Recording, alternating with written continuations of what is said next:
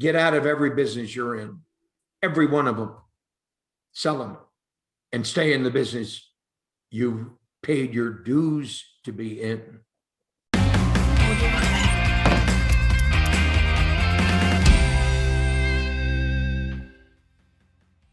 Hello, everybody. It's 𝗁𝗂𝗋𝗃, host of the 𝗁𝗵𝗹𝗶 podcast, here with my co-host, the multi-family mentor, the coach, chef, the father, 𝗁𝗂𝗋 best-selling author, the G-Daddy, Gino Barbaro. Gino, how's it going? Mr. Stenziano, I'm doing great. Just got off a great weekend for the Money Mixer, 150 students on a bus doing bus tours. But I'm even more excited about today's guest. I want everyone, paper and pen, because this is going to be a lesson today, people. I'm really excited about this one because I, as we know, am the I'm going to do this, I'm going to do that, I'm going to do everything. And I'm going to get burned out. And I'm going to went through this gentleman's book back in the day. So without further ado, today's guest is Michael Gerber. Inc. magazine refers to Michael as the world's #1 small business guru with over 40 years of impacting lives of millions of small business owners and in influencing thousands of companies. It's hard to argue with that assessment. #1 New York Times bestseller of the 𝗵𝗵𝗹, Michael Gerber. Michael, welcome to the show. Hello, thank you. A delight.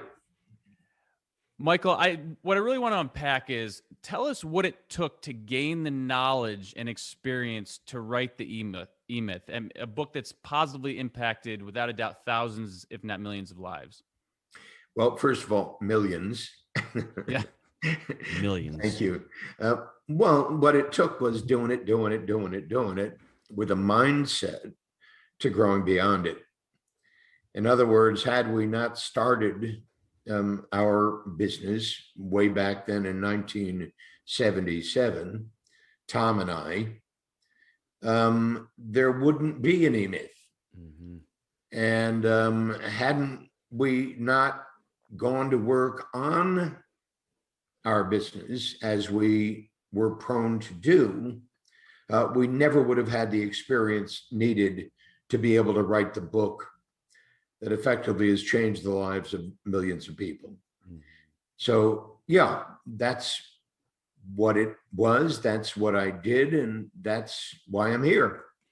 So Michael, I really need to dive into the book and the three different types of people: the technician, the manager, and the entrepreneur. Let's set the stage first with that, because everybody in the restaurant business, I was the technician, and that's why my business failed. So can we define those real three quick and then continue along? Well, the technician is the doer. Mm-hmm. Doing it, busy. Mm-hmm. And as you both know, the vast majority of people who start their own business started as a technician with no thought beyond being a technician, doing the work, a real estate agent, a chiropractor, an oral surgeon, makes no difference. They start what they do as a technician and continue to do it without ever understanding they got to grow beyond that if anything's going to happen worthwhile. Mm-hmm. The second is the manager. And the manager is the one who looks upon the technician and organizes the technicians around him or her in order to produce more consistent results. Mm-hmm. And then, of course, there's the entrepreneur. And the entrepreneur is who I call the creator. Walt Disney called the Imagineer, Disney Imagineering. The Imagineer, the entrepreneur, is the creator of growth. Without an entrepreneur, there would be no growth. Mm-hmm. Without an entrepreneur, growth couldn't happen. Mm-hmm. And so the entrepreneur is the leader, the Imagineer, the creator, the designer, and the builder, the launcher, the grower of a great growing enterprise. That's an excellent assessment, everybody. Now, everyone listening, take a step back and think of where you fall. What bucket do you fall in? I know when I read the book back in 2008, it took me a little while, I was the technician. I was the pizza guy. I had one shop. I wanted to expand, but I didn't know how to. I just kept doing. I was working in the business, not on the business. And it took me to meet Jake Stenziano and buy a couple hundred apartment units to start growing and then have that entrepreneurial vision. So make an honest assessment of yourself as you're listening to Michael speak. Where do you fall? And you can grow. You just need to be conscious. You need to be aware of where you are. And reading Michael's book will shed so many different, so much light on where you need to be. Michael, answer this question. Who goes into business?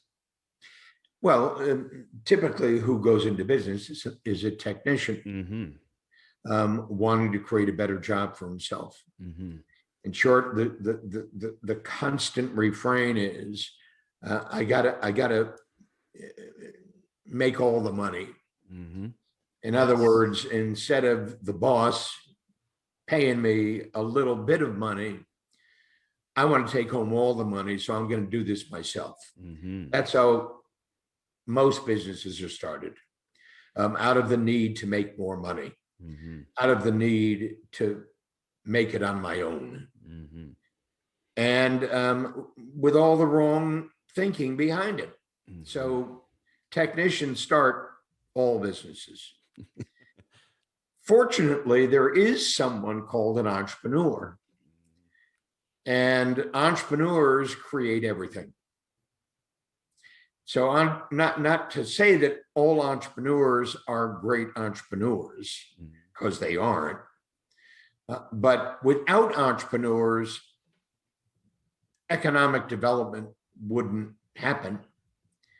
Without entrepreneurs, growth wouldn't happen. Without entrepreneurs, Apple wouldn't happen. Microsoft wouldn't happen.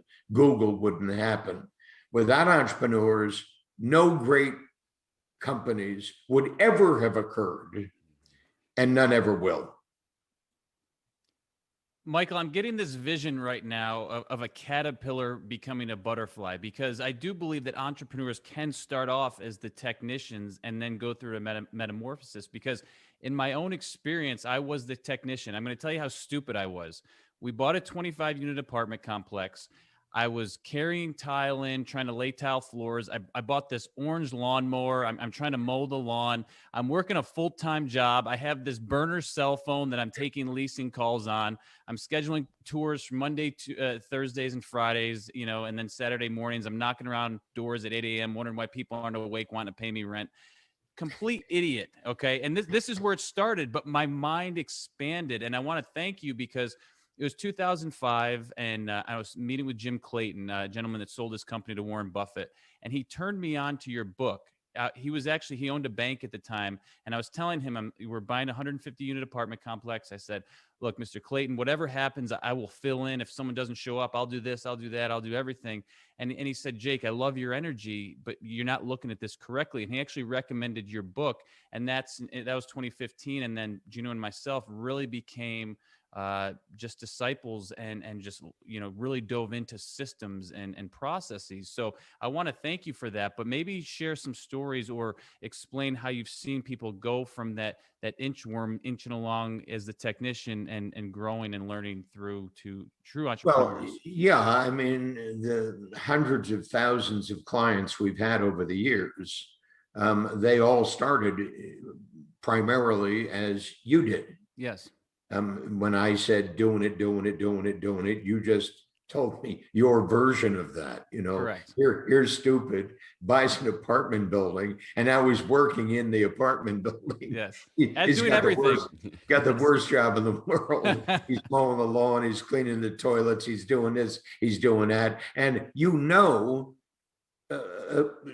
God, we all know how many owners of property are doing it. I got to do it. I got to get it done.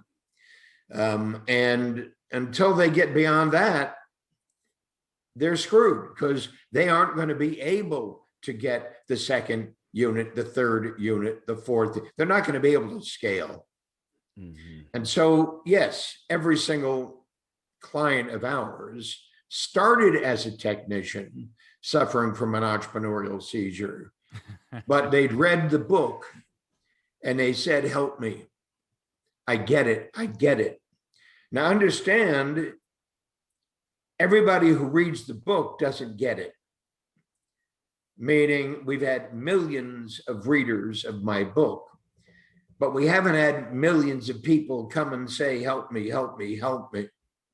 And I know that the people who don't say, help me, help me, help me, even if they read the book, they're going to miss the point completely because they'll simply forget the book and continue doing it. Something's got to happen in between, and that happened with you. So your fortune was that you and your partner read the same book, and Jake and Gino reinforced each other's understanding of the book. And when one of you started doing it, the other one said, hey, Jake, cool it. That's not our job. Remember the book. Remember when Gerber said, work on it, not in it. You went back to working in it. We've got to remind each other, never do that anymore. Otherwise, we can't grow.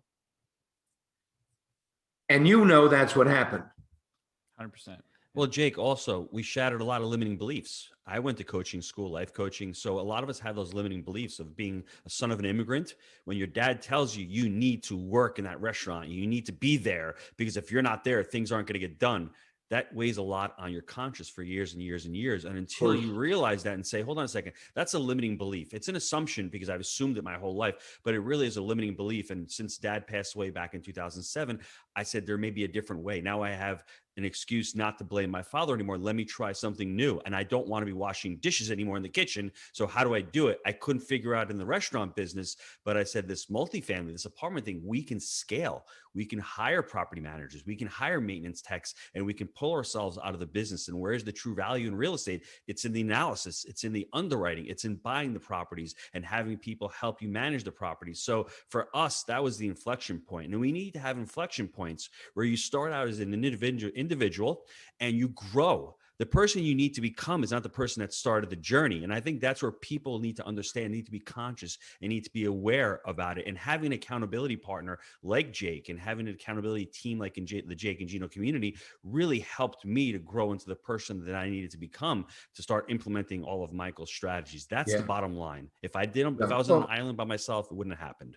But you also have to understand, because you said something which could be misinterpreted by the folks who were listening to us. You said, I knew I could get a manager to do that. I could get a manager to do that. I could get so-and-so to do that. I could get so-and-so to do that, which leads somebody to believe it's the person you got to do that. I'm glad you corrected me. Thank you. Go ahead. It's not the person. Yes, it's the system. Yes. Because if you just turned around and said, well, I'll get a really great manager, I'll get a really great gardener, I'll get a really great, et cetera, and so forth, you're screwed. Because you can't find a really great manager, you can't find a really great gardener. And if you even do find a great gardener, it then becomes dependent upon him, upon her, as opposed to upon the system that you've designed in order for the gardening to get done the way it needs to get done in every single unit you own and every single unit you create. There's a system underlying everything you do. I'm presuming that's true of Jake and Gino, that there's a system emerging underneath everything that you do. And therefore, your property is systems dependent, not people dependent. And because it's systems dependent, what needs to happen on Monday at 2 happens on Monday at 2. It's called the Monday at 2 thing. It happens Monday at 2, always Monday at 2. And you can monitor Monday at 2 because in the system, it reminds you that Monday at 2, X happens, and it happens every Monday at 2 in every piece of property we've got. Now, just think about that for a moment, folks who are listening to us here, that it's the Monday at 2 thing. You have many, many different Monday at 2 things.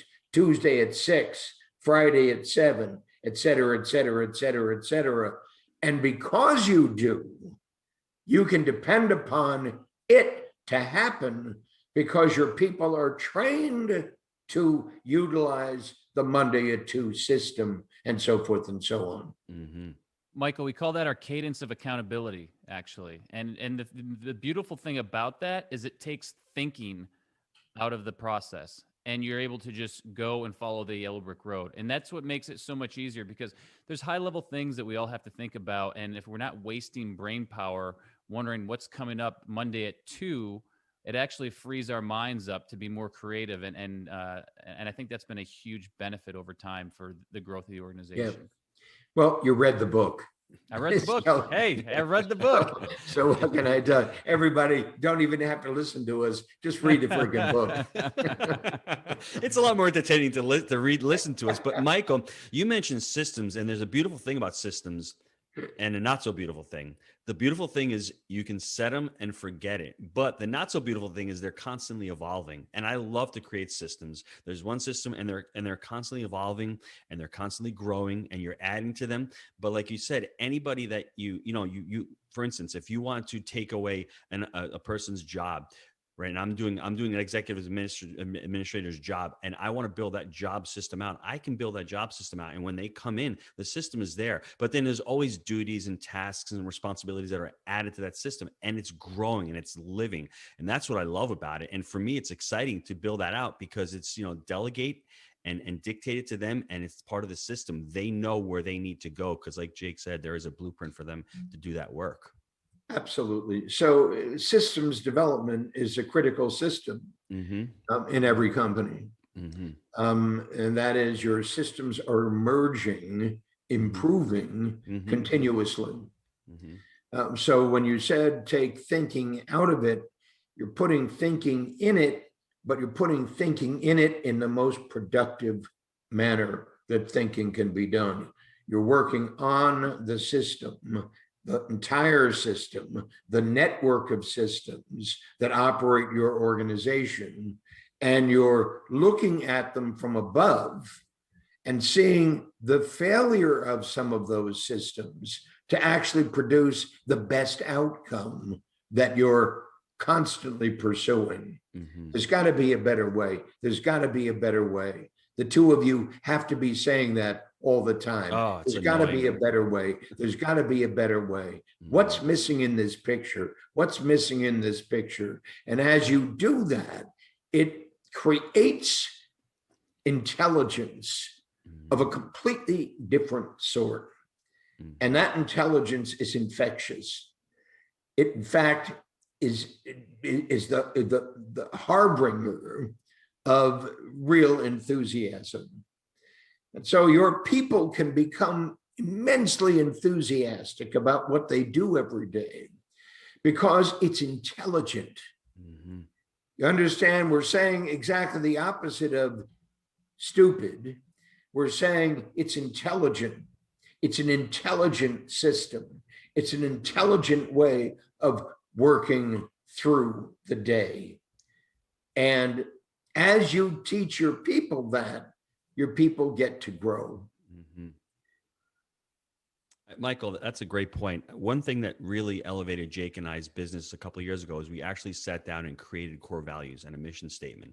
So our people could have something to follow. And they're not boilerplate. They're not something that you just write down. It's not a marketing message. It's really our core values: people first, extreme ownership, make it happen, growth mindset, and unwavering ethics. Those are our core values, and Jake and I live by them. So our people, whether it's our vendors, our investors, our education students, our residents, our employees, they all know what our core values, and they all permeate through it. And that's, I think that's something important that every company, every visionary, every entrepreneur needs to have in their business. Don't you agree? Yes. Oh, absolutely. Meaning you're real people. Yes. So effectively, you understand leaders have to have core values they operate by every day. And it's not sufficient to have core values. You have to communicate your core values continuously. You have to demonstrate through the communication of your core values when something doesn't work, that it doesn't work because it's in conflict with a core value. Let me show you what I mean. Let me show you what I mean. Let me show you what I mean. And let me show you what I mean because it, in fact, is the cause for the success we've had. When we didn't communicate our core values, when we weren't even clear what they were, our success was a sometime thing. One day I'd make a good pizza, the next day I'd make a lousy pizza. I couldn't even explain why, with the same tomato, the same pepperoni, the pizza sucked. I couldn't even tell you why. Because there was no core value expressed in that pizza. That pizza wasn't an expression of my belief system. That pizza was simply something I made when I went to work every day. I'm the pizza guy. I'm the pizza guy. I'm the pizza guy. Something had to change. We read the book, and that jarred that sensibility that was residing there in each of you in any case. You understand, you wouldn't have gotten the book if you weren't ready to get the book. In short, you could read the book and it would go right in one ear and out the other. But there was a hunger in each of you when you read that book for what the book said. The book simply gave you a way to think about it. I didn't give you the energy. I didn't give you the passion. I didn't give you the interest. I didn't give you all that was required for you to go out and do it. All I gave you was the way to think about it. And the process, the way to think about it, the 𝗵𝗵 systemology, the way to think about it, literally transformed how you thought and what you ended up doing. Became just a slam dunk from that point on. I love that. You talked about the entrepreneur having to have core values. What else makes an entrepreneur great? We have great entrepreneurs and we have terrible ones. What is the difference between a great one and a terrible one? Well, it's very simple. It's the system, stupid. I mean, I repeat it and I repeat it and I repeat it and I repeat it. It's the system, stupid. If there is no system, stupid, then we're stupid. Because we can't constantly be doing it ourselves. It has to have an intelligence all its own. That's the system at the heart of it. It has to possess an intelligence all its own. Understand, it's your job to design, build, launch, and grow that system, that universal operating system that lives at the heart of all your properties. Hear me, lives at the heart of all your properties. Before you bought those properties, it didn't. When you bought those properties, it immediately did. So prior to your buying those properties, there was no operating system. There was just a property with all of the things a property has and all the things a property doesn't. In fact, the best opportunities in the world are properties that have no systems, because you know that they are not garnering the optimal results that your properties can and will do. You're looking for property that's systems less. And in the process, you then install your system, which transforms those properties into the money machine they can become and into the place people enjoy living. So it's something also that's important. It's the people who are living in those properties, working in those properties, experience a shift in the state of their being simply because of the intelligence that's been applied to the systems development that is so crucial to their success. Michael, Is that not true? Yes, we call those properties mom and pops, and we've been buying mom and pops for the last 7 years. They have no website, they have no background checks, they have no maintenance. It's just running like we would say a shit show. And we look for those opportunities because they were Gino. They were the pizza guy 10 years ago, and they're the ones that are out there. They're burned out. They don't want to be there anymore, and they see no way around. And it's them doing what Jake was doing 10 years ago. So those are the opportunities out there, everyone who's investing in multifamily. It's important that you think they'd catch on. No, but they look at it as an investment and not a business. That's the biggest problem. So you have these people that are like, oh, multifamily apartments are great to get into. I'm going to put my money there, but they don't understand that it's a business. And Gino, that's only half the equation. That's the mom and pop neglecting it. But then when you pile on our blue ocean strategy, it makes it completely different. Because Michael, ultimately, we want to be the Chick-fil-A of apartments. We see a huge need for high-end customer service.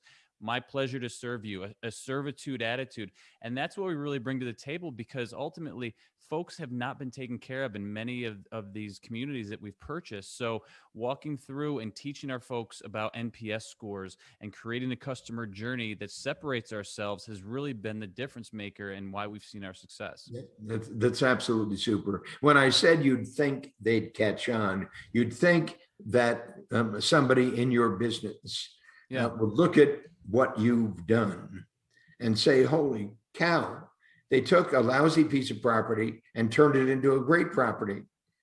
Why don't I do that? Mm-hmm. You would think everybody would catch on. Mm-hmm. It's work, though. The problem is they don't. Yeah. They simply don't. Isn't that wonderful? They're leaving it all to you. Yeah. We'll take it. I do like that. You know, Jake and Gino, we say that we create multifamily entrepreneurs because you're investing in apartments and you're buying an asset. But at the end of the day, you're creating a business within a business. You're buying these assets for the scalability, for the economies of scale. And that's the true, I guess, desire of investing in apartments over single family homes, because single family homes is a lot harder to scale. They're spread out. You can still scale them. People do. But in the apartment space, it's so much easier to do that. Michael, I was wondering if you could just really quickly talk to the people Let me say one thing. Sure. Though you said the business. I want you to change that today from the business to the enterprise. I'm going to write that down right now, Jake. You writing it down, bro? Got it. You have an enterprise. You don't have a business any longer. A business is a step on the way to an emerging enterprise. Take that name now. Limiting belief. Eventually see the difference. Yes, it's a limiting belief. Maybe I'm afraid to call myself an enterprise because maybe I might sabotage myself and say I don't deserve to have an enterprise, right? So my mindset is. Think of the emerging process. We call it the job, the practice, the business, the enterprise. The job is the client fulfillment system. The practice is the franchise prototype, lead generation, lead conversion, client fulfillment. The business is nothing other than up to 7 turnkey practices. And the enterprise is nothing other than up to 7 turnkey businesses, 49 practices. So whatever form your practice is in, that might be a building with, you follow me, a property with 13 units, property with 17 units, whatever the hell it is. You're replicating that turnkey practice into a turnkey business, into a turnkey enterprise. The minute you think enterprise, you've expanded far beyond the state of the business. That is awesome. So take that home with you today. Well, that's a freebie. Thank you. It's a freebie for everybody. But Jake, I want Michael to discuss those 3 phases of the business, because I want this for all of the listeners out there to see what phase they're in, and maybe it can help them shed light and have that aha moment that I just had. You have the infancy, the adolescence, and the maturity. Can you go over those just real quick for us? Well, infancy is obviously the beginning stage. Mm-hmm. It's where you're doing it. In infancy, you were the business. You bought a piece of property and you showed up every day to clean the hall, to fix the garbage, to do all the things you did. That's infancy. Adolescence is the next emerging state. You now have 3 pieces of property, and you're still doing it, but you've come to that state to say, I can't do this anymore. There's got to be a better way. In adolescence, you suddenly realize there's got to be a better way. Mm-hmm. Maturity is where you're applying that better way. And so understand you've reached a state of maturity in your enterprise where you're now multiple units. The units are being operated systemically. Mm-hmm. They're producing optimal results from a financial perspective, from a human perspective, from an operating perspective. And you're now prepared to grow your enterprise significantly. In one respect, you can think of a business as a district, where you have 7 McDonald's hamburger stands in that district. The enterprise is the region, and the region is up to 7 districts. The enterprise now can be replicated as region number 2, region number 3, region number 4. You follow me? Yes. So your geographic, I presume. 2 regions right now. I'm sorry? I said we're in 2 regions right now. Okay, you have 2 regions. Yep. You're now going to think regionally. You're replicating a region. A region is going to possess a certain number of properties. Mm-hmm. No more than that. Mm-hmm. Because any more than that, it becomes unwieldy. We've learned that. And so your region has a specific number of units and a specific management system and a leadership system that enables it to flourish. You're now going to open region number 3, region number 4, region number 5. Right now, you should be addressing where those regions are. So on your expansion map, your enterprise expansion map, you should already have identified where you're going to go next. Now, hear me, as you begin to think about going there next, you also have to think about organizing here now. Mm-hmm.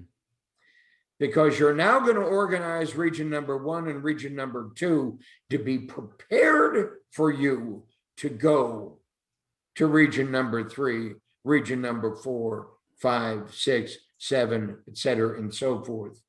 You're truly growing your enterprise. That is awesome. Really important. Mm-hmm.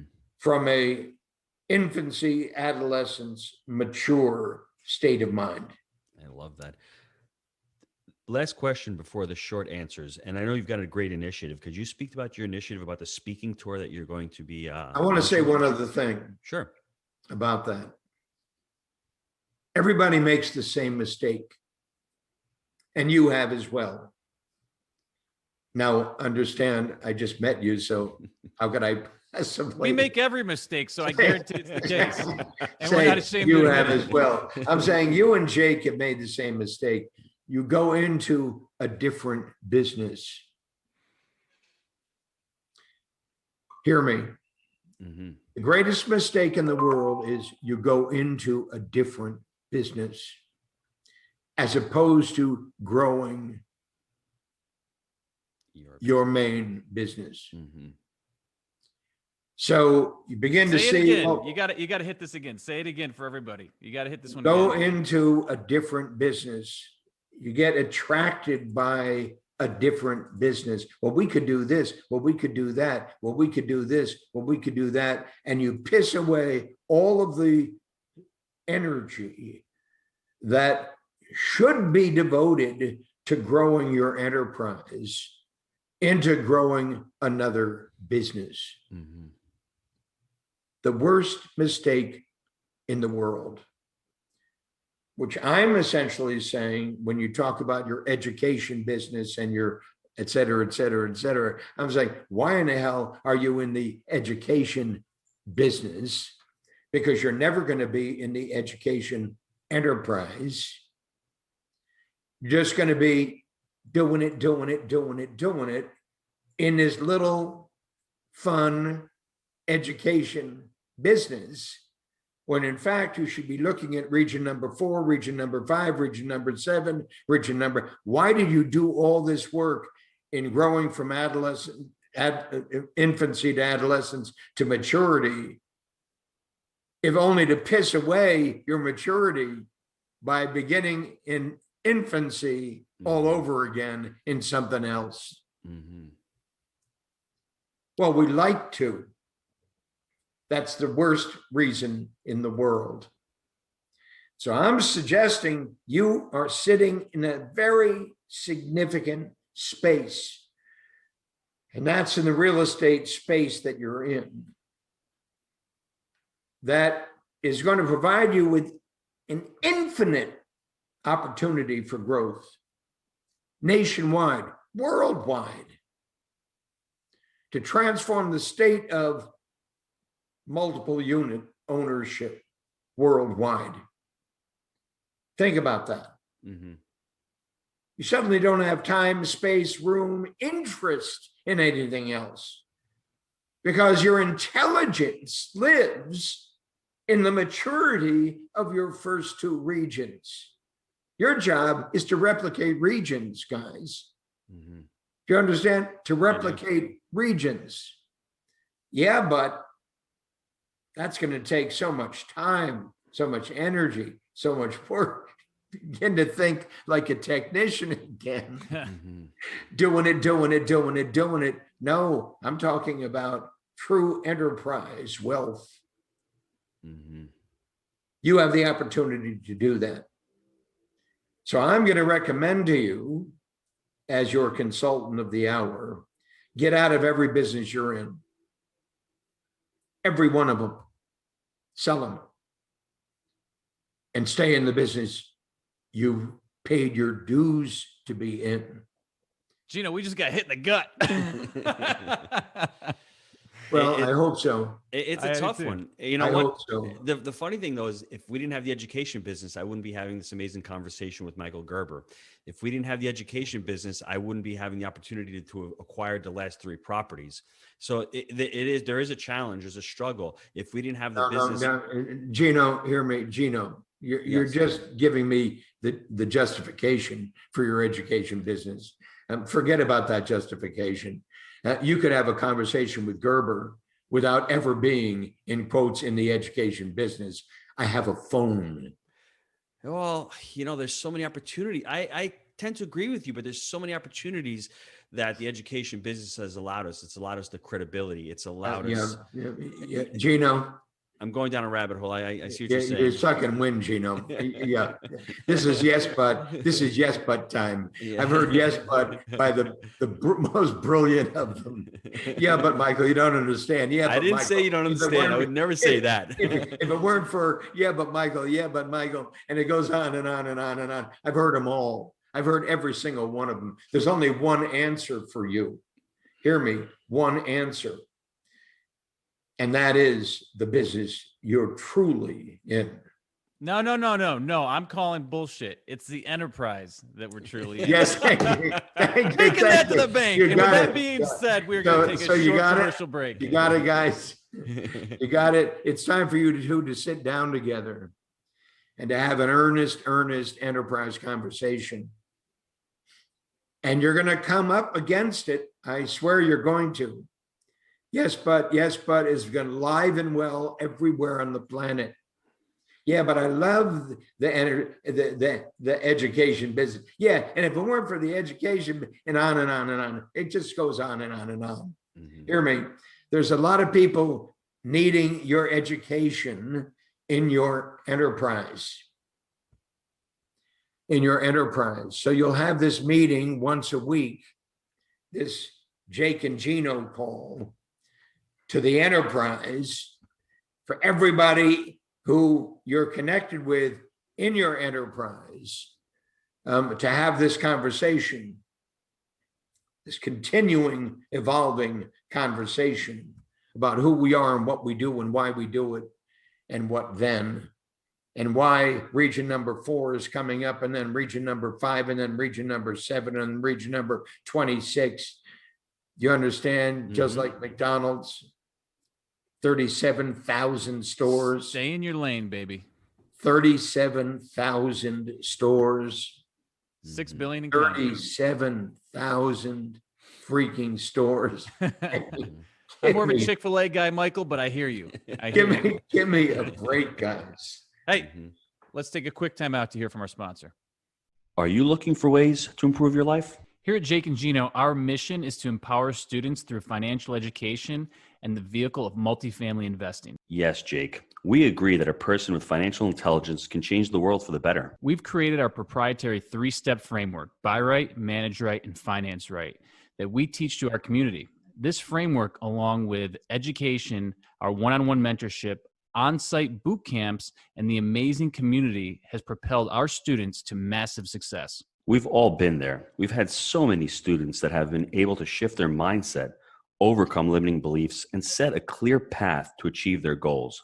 Whether you're currently fixing and flipping, wholesaling, or buying single-family rentals, and you know that multifamily investing is the right vehicle for you, I encourage you to visit jakeandgino.com/apply to schedule your complimentary consultation with our team. And I want to let you know this isn't a high-pressure sales call. It's really just a discovery call to get to know each other better and see if we're a good fit for working together. And if for any reason we're not a good fit, our team has tons of resources we will share with you to help you along your journey. If you're ready to stop spinning your wheels, go to jakeandgino.com/apply and schedule your call now. All right, we are back. And Michael, I've been chomping at the bit to ask you this question.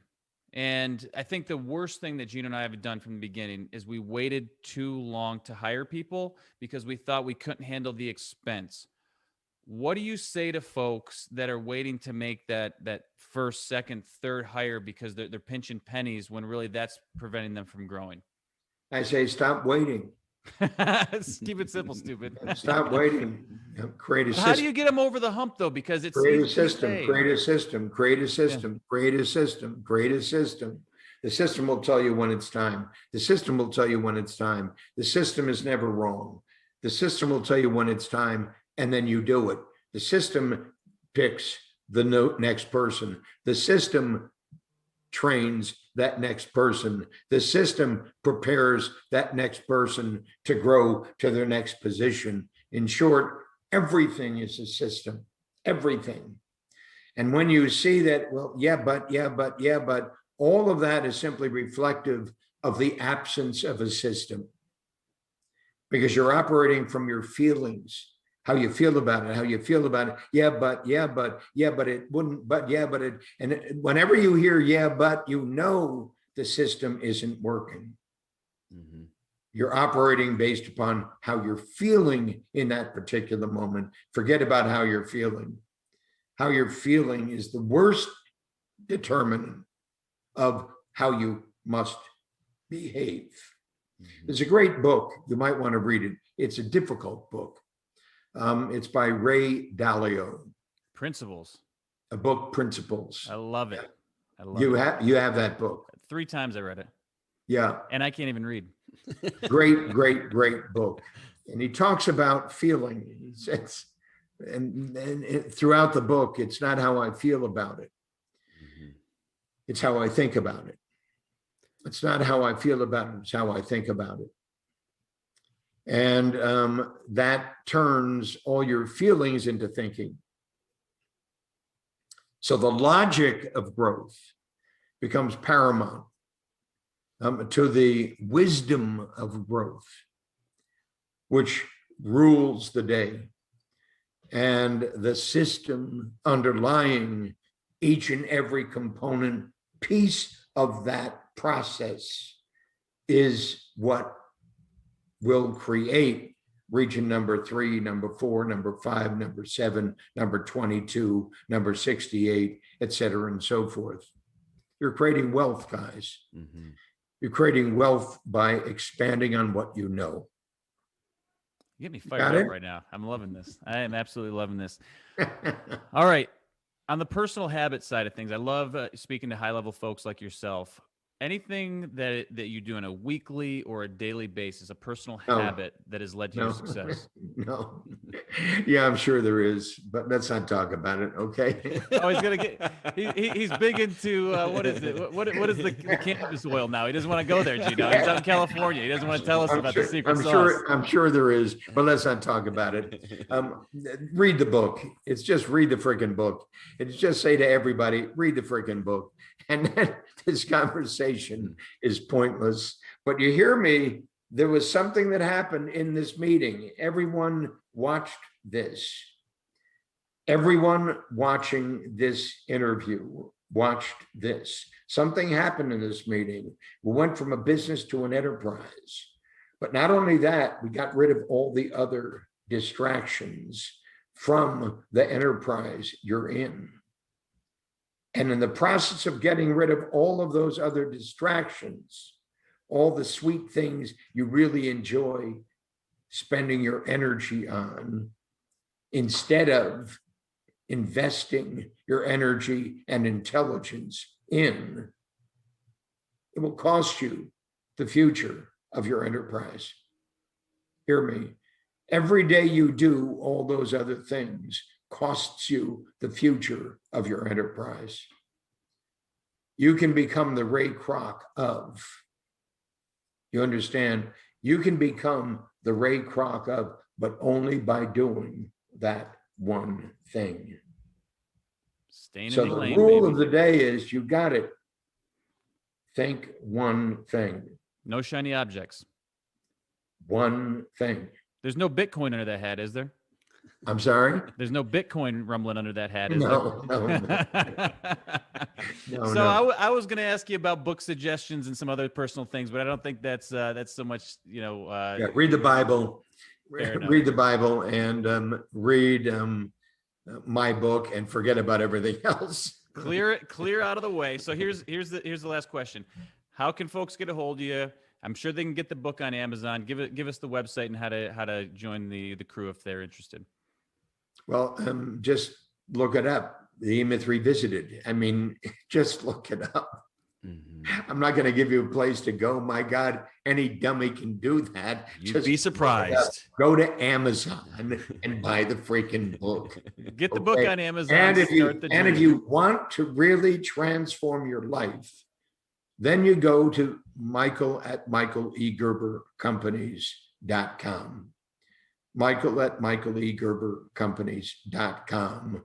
And that will take you to a space where we will then provide you with what we call the 8-fold path to grow your company of 1 to a company of 1,000. That's what everybody gets to do. So you go to Michael at michaelegerber.com, Michael at michaelegerber.com, and be serious, because we don't fool around. Be serious. I want to do what Jake and Gino have done. I want to do what Jake and Gino have done, and we'll help you do it. I must say, I truly enjoyed this today. You keep it real. You don't pull any punches, and there's true value and experience here. So, number 1, thank you for your time, and number 2, G-Dad, give us a recap. So Michael Gerber started his first business in the late 1970s, and over the last 40 years plus, he's transformed the lives of hundreds of thousands, and he's reached millions of people. He actually defined what a technician is. Looking at myself in the mirror, I pull back and become a technician.